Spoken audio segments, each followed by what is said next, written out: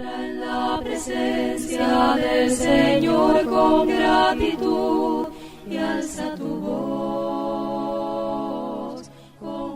La palabra nosotros en 1 Corintios 2:10 no se refiere a todos los cristianos, sino específicamente a los apóstoles y profetas del Nuevo Testamento. Quiero que consideremos esto porque hay mucha confusión a veces en cuanto a la inspiración o la revelación que pueden recibir muchas personas, cuando en realidad la revelación de la voluntad de Dios fue por medio de los apóstoles y profetas exclusivamente. Los corintios en esta carta siempre son vosotros. En el contexto que estamos estudiando, cuando Pablo se refiere a los corintios, se refiere a vosotros. Por ejemplo, en el capítulo 2 y el versículo 1. Así que, hermanos, cuando fui a vosotros, no nosotros, vosotros. Pero luego en el versículo 6 dice, sin embargo, hablamos nosotros. O sea, los apóstoles hablan. Ellos son vosotros, los apóstoles son nosotros. Escribiendo además sobre el mismo tema de la revelación del misterio por el Espíritu. En Efesios capítulo 3, versículos 1 al 7, Pablo dice claramente que este misterio es revelado a sus santos apóstoles y profetas por el Espíritu. Efesios 3, 5. Por tanto, las palabras nosotros y nos en 1 Corintios 2, 6 al 16, no se refieren a todos los cristianos, sino a los hombres inspirados, apóstoles y profetas de Dios. En el capítulo 4 y el versículo 9, en realidad en todo este contexto hay un contraste entre nosotros y vosotros. Nosotros somos insensatos, versículo 10, mas vosotros prudentes, nosotros débiles, mas vosotros fuertes, vosotros honorables, nosotros despreciados. ¿Y quiénes son estos nosotros? Versículo 9, 4:9, porque según pienso, Dios nos ha exhibido a nosotros los apóstoles como postreros. Así que en este contexto definitivamente se refiere a los apóstoles y también, por supuesto, a los profetas inspirados por el Espíritu Santo de Dios. Pero en el versículo 11 declara, 1 Corintios 2:11, porque ¿quién de los hombres sabe las cosas del hombre sino el Espíritu del hombre que está en él? Así tampoco nadie conoció las cosas de Dios sino el Espíritu de Dios. Ni Pablo mismo, nadie, no logró este conocimiento de la sabiduría de Dios por medios naturales de observación, ni meditación, ni iluminación natural, sino por obra del Espíritu Santo de Dios. La sabiduría divina proclamada en el Evangelio no es el resultado de un proceso paulatino de cambio en el modo de pensar de judíos ni griegos, sino de la revelación directa del Espíritu Santo, dando a conocer milagrosamente enseñanzas que jamás habían subido en corazón de hombre. Es totalmente diferente de las filosofías y teorías religiosas del mundo, ya que el Espíritu que reveló estas cosas no es de este mundo, sino el Espíritu que proviene de Dios. Capítulo 2, versículo 12. El cristiano no debe pensar como piensa este mundo, porque el Espíritu que lo revela y el mensaje, el pensamiento que es revelado no es de este mundo, sino que proviene de Dios. Debemos entender, y esto es algo muy práctico en cuanto a la revelación de la voluntad de Dios, que el modo de pensar de este mundo no proviene de Dios y es contrario al pensamiento de Dios, y por tanto el cristiano tiene que aprender de Dios, no solamente en cuanto a lo que llamamos doctrina, en cuanto a asuntos relacionados con la adoración de la iglesia, la organización, el ser salvo y todo esto, sino en el modo de vivir que nosotros tenemos. La única manera que el cristiano o cualquier otra persona puede saber lo que Dios nos ha concedido versículo 12. Nosotros no hemos recibido el Espíritu del mundo, sino el Espíritu que proviene de Dios para que sepamos lo que Dios nos ha concedido. La única manera que podemos saber lo que Dios nos ha concedido, es decir, las bendiciones que recibimos por medio de Cristo y su Evangelio, y aún los requisitos para recibir estas bendiciones presentes y futuras. La única manera de saberlo es por medio de la revelación que el Espíritu Santo dio a los apóstoles. No lo vamos a saberlo por lo que sentimos en nuestro corazón, ni por lo que nosotros razonamos, sino que lo vamos a saber por medio de la revelación dada por el Espíritu Santo. En el versículo 13, luego habla de la inspiración. Hemos hablado de la revelación. Ahora hablamos de la inspiración, lo cual también hablamos. Dios nos las reveló a nosotros por el Espíritu. Versículo 10. Nosotros también lo hablamos, no con palabras enseñadas por sabiduría humana, sino con las que enseña el Espíritu, acomodando lo espiritual a lo espiritual. Los apóstoles, noten por favor, los apóstoles y profetas de Cristo conocieron la sabiduría de Dios por revelación del Espíritu Santo.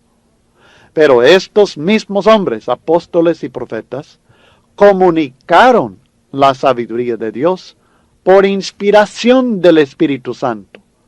Hay diferencia. Revelación es para que conocieran. Inspiración es para que lo comunicaran a los demás. Las palabras que usaron los apóstoles para comunicar la sabiduría de Dios fueron las palabras que enseña el Espíritu. Así dice el texto.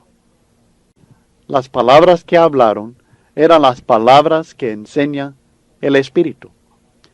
Los hombres, aun los apóstoles, eran incapaces de conocer la sabiduría de Dios sin la obra milagrosa del Espíritu Santo, la obra de revelación. Pero también eran incapaces de comunicar perfectamente este mensaje sin la obra milagrosa del Espíritu Santo, o sea, la inspiración. Dios se aseguró que las palabras que hablaron y escribieron los apóstoles, no solamente los conceptos, las palabras, eran las palabras exactas que Él quería que usaran para comunicar su verdad. Esta es la enseñanza bíblica acerca de su propia inspiración. Esto mismo sucedió con los profetas del Antiguo Testamento. En 2 Pedro capítulo 1, versículos 20 al 21, la Biblia dice, en cuanto a la inspiración de los profetas del Antiguo Testamento, entendiendo primero esto, que ninguna profecía de la Escritura es de interpretación privada, porque nunca la profecía fue traída por voluntad humana, sino que los santos hombres de Dios hablaron siendo inspirados por el Espíritu Santo. No hablaron su propia interpretación de la voluntad de Dios, no hablaron sus propias ideas de lo que es bueno, sino que ellos hablaron siendo inspirados por el Espíritu. La Biblia es inspirada por Dios, soplada, hablada en palabras que Dios mismo ha escogido. El Espíritu Santo escogió las palabras que se usaron en el texto original de las Sagradas Escrituras. En 2 Timoteo capítulo 3, versículos 16 al 17. Y estoy dando énfasis a esto, hermanos, porque hay muchas personas en el mundo religioso, muchos teólogos, que enseñan en los seminarios religiosos de diferentes denominaciones, que presentan un concepto totalmente diferente de la inspiración. Y se usa en el vocablo del vulgar, de la gente del común, la palabra inspiración de una manera incorrecta en cuanto a las Sagradas Escrituras se refiere. porque hablan de que un poeta se inspiró para escribir tales palabras o un músico se inspiró. Y esto es una inspiración totalmente diferente de lo que nos está presentando la Biblia. En 2 Timoteo capítulo 3, versículos 16 al 17, la Biblia dice: toda la escritura es inspirada por Dios y útil para enseñar, para redarguir, para corregir, para instruir en justicia, a fin de que el hombre de Dios sea perfecto, enteramente preparado para toda buena obra. Dios se aseguró que las palabras usadas en el texto de la Biblia son las palabras que Él quiere y que pueden perfeccionar al hombre. Dios no reveló este mensaje perfecto a Pedro, Pablo, Juan y los demás, para luego dejar lugar a que ellos se equivocaran en la comunicación del mensaje. No permitió que ellos escribieran solamente lo que recordaban con su memoria humana falible. En Juan 14:26 prometió que el Espíritu Santo al venir les recordaría de lo que Cristo había dicho, para que no fallara su memoria. Dios no permitió que ellos escribieran estas verdades conforme a su entendimiento humano falible de ellas, sino que les dio las palabras adecuadas para comunicar la verdad a todas las generaciones de la raza humana hasta el fin del mundo. Por esta razón, las palabras que encontramos en el Nuevo Testamento y las que hablaron los apóstoles no concuerdan con la filosofía de aquel tiempo, porque no hablaron, conforme dice el texto, con palabras enseñadas por sabiduría humana. Por esta razón, cada individuo debe escudriñar las Escrituras, porque en ellas encontrará palabras de Dios, palabras que el Espíritu Santo de Dios escogió y puso en pluma y boca de aquellos hombres que estuvieron escribiendo este mensaje y hablándolo también. Ellos hablaron conforme fueron inspirados por el Espíritu Santo de Dios. Leyendo de nuevo el texto en 1 Corintios 2:13, lo cual también hablamos, no con palabras enseñadas por sabiduría humana, sino con las que enseña el Espíritu, acomodando lo espiritual a lo espiritual, que significa que usaron palabras espirituales enseñadas por el Espíritu para comunicar enseñanzas espirituales reveladas por el Espíritu. Estudien bien, repasen bien este concepto de la revelación y la inspiración. Es muy importante, es un concepto vital para que nosotros comprendamos la manera en que Dios obra para darnos su mensaje. Pero luego tenemos que discernir nosotros este mensaje. Y en los versículos 14 al 16 de 1 Corintios 2 nos habla de la forma en que la sabiduría de Dios es discernida. Y es, por supuesto, espiritualmente. Es conocida espiritualmente, revelada, inspirada por el Espíritu. Es natural que también sea discernida espiritualmente. El texto dice: pero el hombre natural no percibe las cosas que son del Espíritu de Dios, porque para él son locura, y no las puede entender, porque se han de discernir espiritualmente. En cambio, el espiritual juzga todas las cosas, pero él no es juzgado de nadie. Porque ¿quién conoció la mente del Señor? ¿Quién la instruirá? Mas nosotros tenemos la mente de Cristo. El hombre natural. Tenemos un contraste entre el hombre natural y el hombre espiritual. Tratemos ahora de entender el hombre natural. En el griego se usa la palabra psúquicos, que es la misma palabra o de la misma palabra que se traduce también alma. El hombre natural es uno que se basa en sus propios razonamientos. Es como los griegos que buscan sabiduría, pero sabiduría que les parece a ellos sabio. El hombre natural no acepta las enseñanzas espirituales de la sabiduría de Dios. ¿Por qué? Hay una razón muy sencilla por qué el hombre natural no acepta las enseñanzas espirituales de la sabiduría de Dios, porque las considera locura. La sabiduría de Dios, juzgada en base a los pensamientos naturales, humanos, carnales, o sea, conforme a la sabiduría humana, parece ser locura. Para los gentiles, el mensaje del Cristo crucificado es locura. Capítulo 1, versículo 23. Pero el hombre natural no solamente no acepta estas enseñanzas, él no comprende las enseñanzas espirituales de la sabiduría de Dios. ¿Por qué? Porque se han de discernir espiritualmente. Y el hombre natural, por definición, es uno que razona en base a pensamientos humanos, carnales. Noten, en vez de reconocer su necesidad de la revelación divina para conocer la sabiduría divina. Hemos estado viendo que muchas personas ignoran la sabiduría de Dios. Los príncipes de este siglo no conocieron la sabiduría de Dios. Era una sabiduría oculta que ignoraban, que nunca subió en su corazón, que nunca vieron, que nunca oyeron.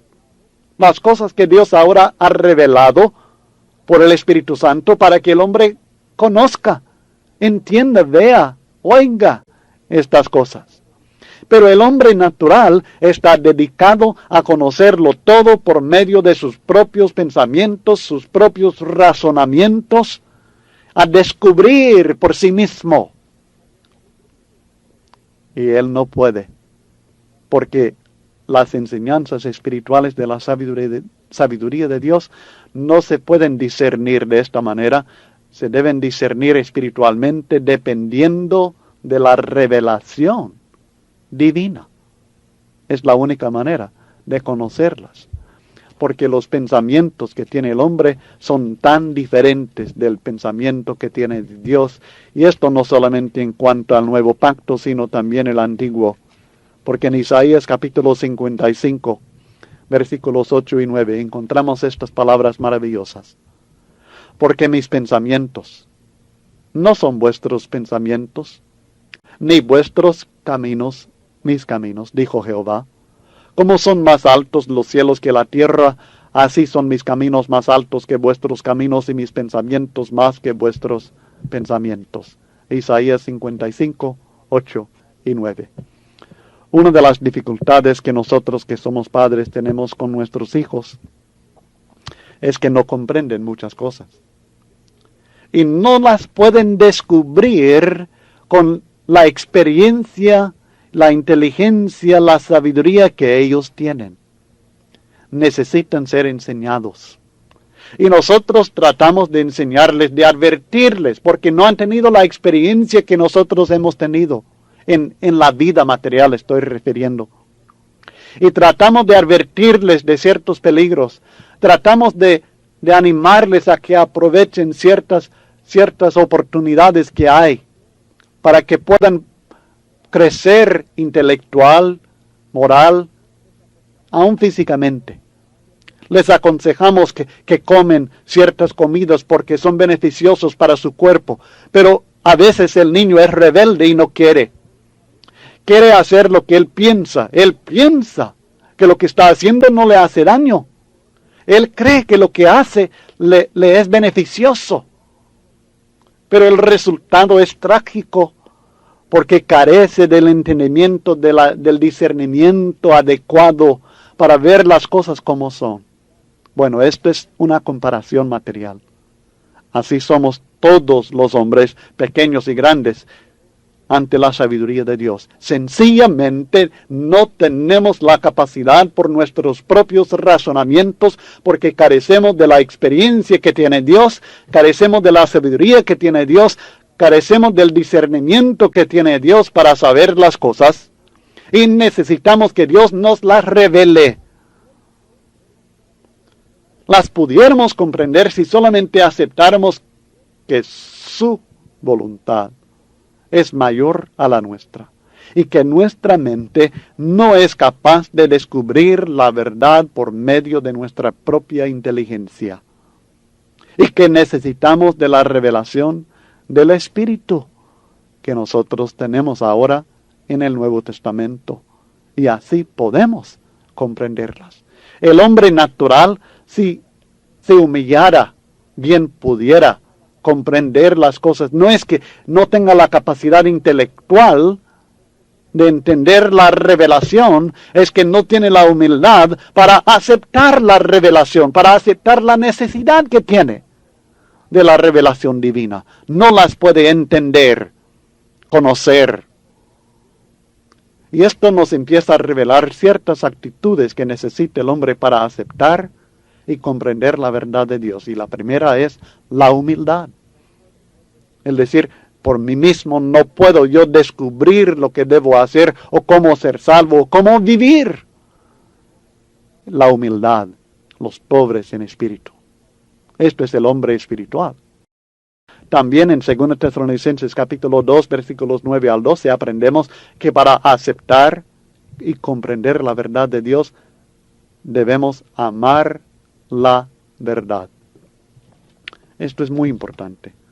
En 2 Tesalonicenses capítulo 2, él habla acerca de la delusión, acerca de del engaño de muchas personas que sencillamente son engañados por el espíritu inicuo porque no aman la verdad.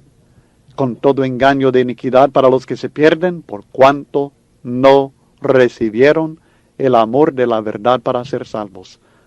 2:10 del 2 Tesalonicenses. Por esto, Dios les envía un poder engañoso para que crean la mentira, a fin de que sean condenados todos los que no creyeron a la verdad, sino que se complacieron en la injusticia. Punto clave, para estar seguro que comprendemos correctamente la verdad de Dios, es amar la verdad. No amar lo que yo creo, no amar lo que yo pienso, no amar lo que yo quiero, sino amar la verdad. No amar lo que me han enseñado en determinada religión, fíjense, ni siquiera en la Iglesia de Cristo. Porque no vamos a aceptar algo sencillamente porque en la Iglesia de Cristo por muchos años se ha enseñado así.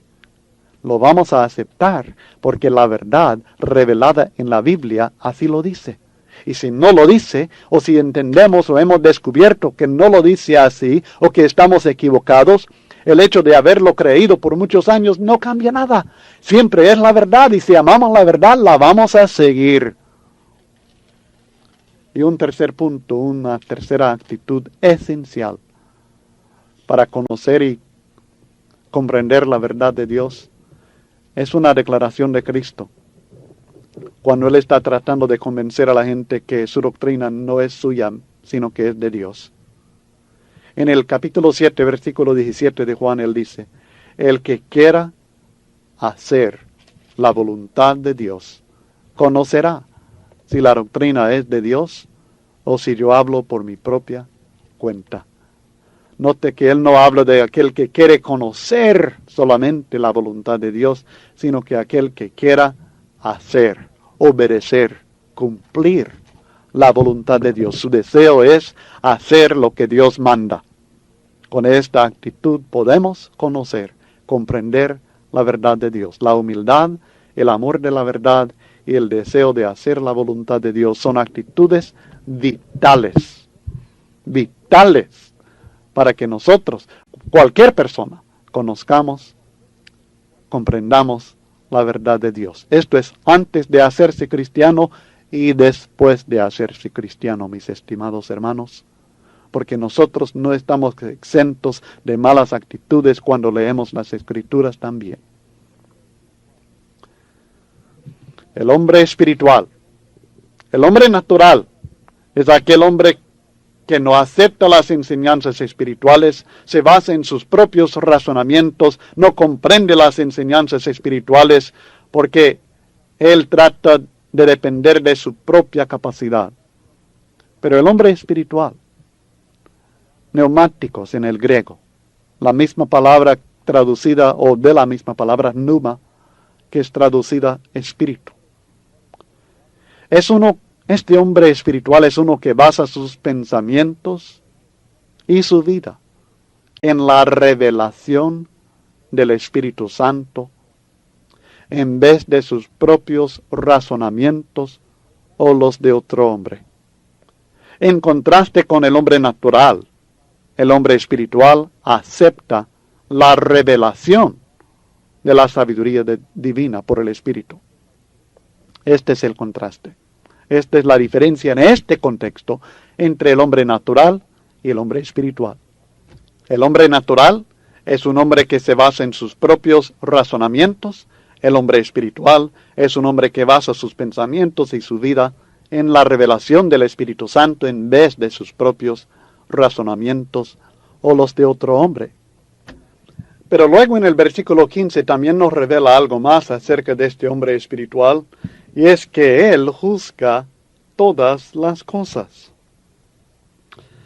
Juzgar en el sentido de reconocer su valor, su veracidad o la falta del valor y veracidad de algo, que es de la misma palabra que discernir en el capítulo 2, versículo 14, porque se han de discernir espiritualmente.